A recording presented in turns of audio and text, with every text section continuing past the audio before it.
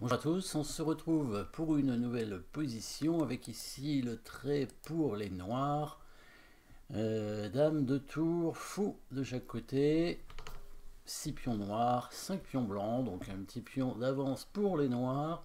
Position un peu bloquée au centre, le roi noir est bien protégé par sa muraille de pions centrale, donc tout va bien pour le roi noir apparemment.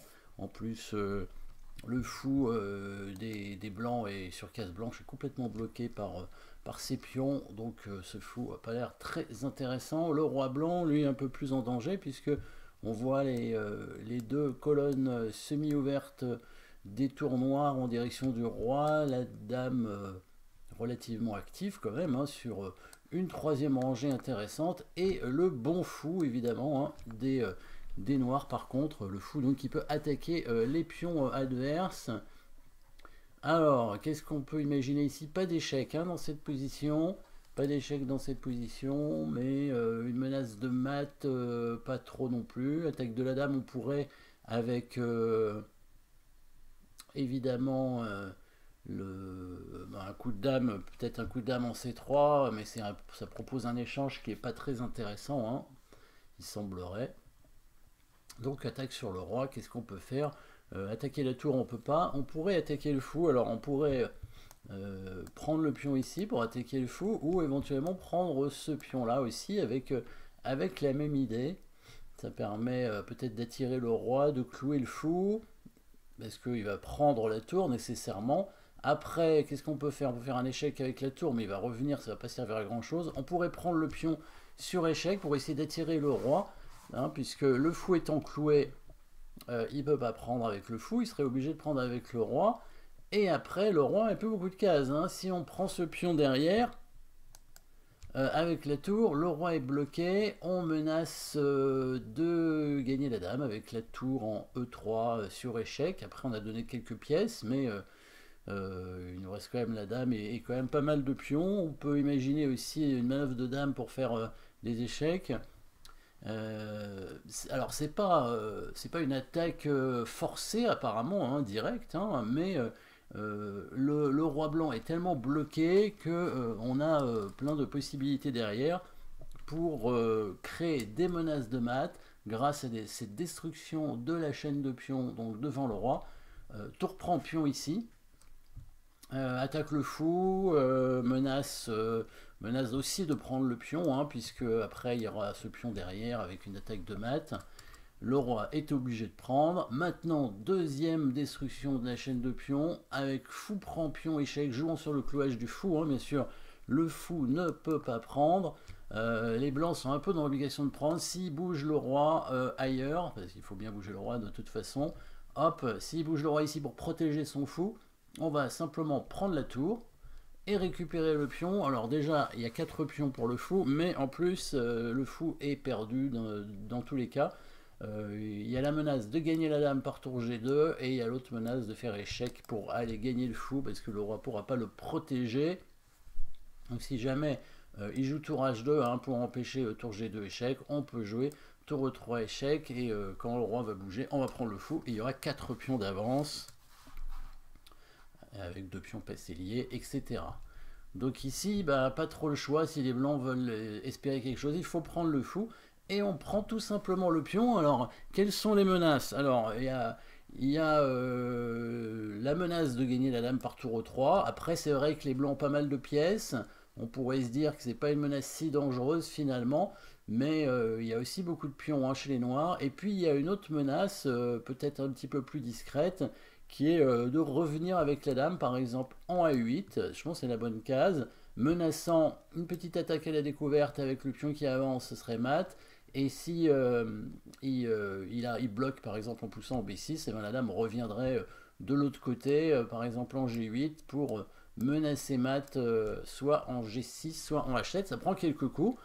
Que peuvent faire les blancs? Alors si les blancs ne font rien, par exemple s'ils jouent un coup comme tour E1, pour protéger la case en E3, pour éviter le mat, là je crois qu'on fait dame A8 justement, menaçant B6 mat, et s'il fait B6, on met la dame, on peut la mettre en E8, c'est pas mal, bon j'avais dit G8, mais E8 c'est bien parce que En E8, on peut à la fois aller en G6 et en C6. Il ne peut pas contrôler les deux cases en même temps. Sur Dame G8, il y avait peut-être le coup roi Dame H6, mais de toute façon, il y avait mat aussi avec Dame G4. Donc, dans tous les cas, tous les coups de Dame sont bons ici. Hein, Dame G8, Dame E8. Voilà. Donc, qu'est-ce qu'il fait dans la partie? Il joue tour G1 pour attaquer la tour. Logique. Parce que maintenant, Dame A8, Dame A8, ça menace mat quand même, en fait. Hein. Mais Dame A8, il pourrait jouer... Ah, mais Dame A8, c'est pas si mal, parce que sur tour prend G3, il y a B6 mat, en fait. Donc on peut jouer Dame A8 dans cette position, et sur B6, comme tout à l'heure, faire Dame E8 menaçant Dame C6. Après, il va pas faire B6, il va peut-être jouer tour A1 pour attaquer la Dame. Et sur, par exemple, Dame A8 n'est pas idiot, ou alors on joue B6 tout de suite, avec la menace Dame A8 aussi. Mais il va quand même faire tour A1. Ouais, sur B6, il va faire tour A1 et on va peut-être être embêté parce qu'on ne peut plus bouger la dame. Si on met la dame tout de suite en A8, donc il va jouer tour A1 pour attaquer la dame. Donc là, on ne peut pas faire B6 évidemment puisque on a la dame attaquée. Pour faire mat, il faudrait maintenant, on ne peut plus aller sur la diagonale, donc il faudrait aller sur la case F5 en venant au F8, mais il va revenir attaquer la dame probablement. Hein, alors là, on menace dame F5 mat. Pour parer, il faudrait qu'il joue certainement tour F1, hein, il n'y a pas trop le choix. Hein. Est-ce qu'on peut progresser? On peut peut-être progresser, hein, il y a peut-être des choses à faire, mais en tout cas, il y a plus précis avec les noirs, hein, il y a un meilleur coup que dame A8, voire B6. Ici, vous avez trouvé le coup évidemment avec le roi blanc complètement bloqué.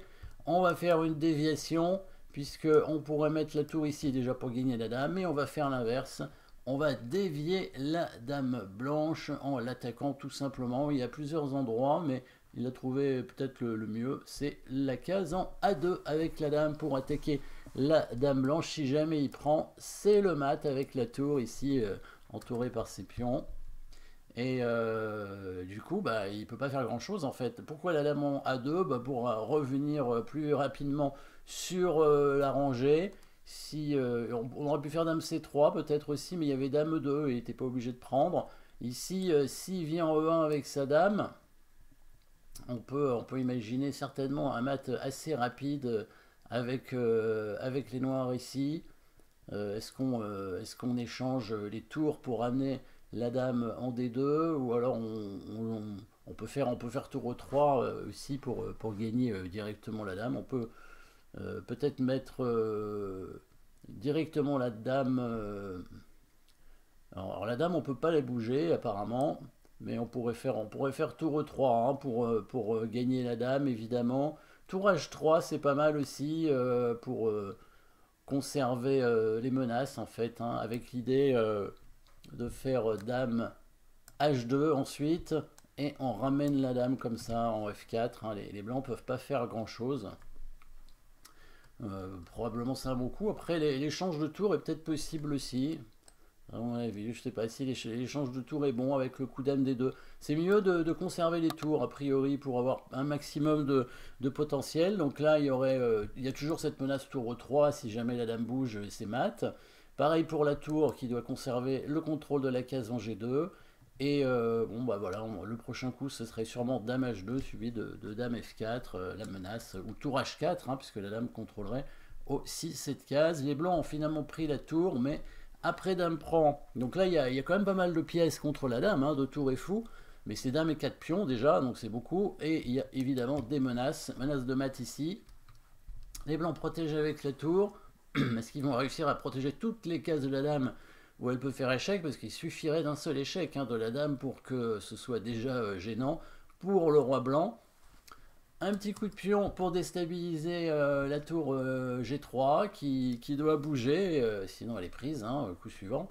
Elle ne peut pas aller en H3, sinon il y a dame G2. Donc il vient en F3 obligatoirement. Hein, il faut toujours contrôler cette case en E3 parce que il y a la dame qui menace mat derrière, hein, évidemment.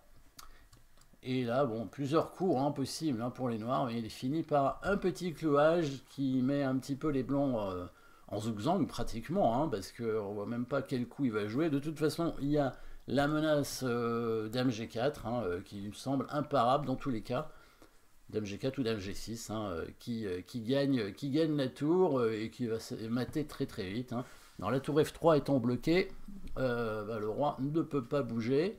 Le fou, ça sert à rien qu'il bouge puisqu'il y aurait Dame G6 derrière. Hein. Si le fou bouge pour laisser une case en D3, on met la Dame en G6 et on va gagner la tour. On pourrait même faire Dame E2 effectivement ici, suivi du mat avec Dame Pro E3. Donc ici les blancs n'ont pas de coup, donc ils abandonnent évidemment. Voilà, donc petite destruction de la chaîne de pions devant le roi pour attirer le roi. Et puis voilà, après le roi est en E4, hein, il est vraiment complètement bloqué et entouré par tous les pions noirs. Et comme il reste encore la dame noire sur l'échiquier, bon bah le roi est pratiquement mat à coup sûr. Hein. En tout cas, il faut donner beaucoup de matériel avec les blancs pour essayer de s'en sortir. Merci d'avoir suivi cette position. N'oubliez pas de vous abonner et à très bientôt.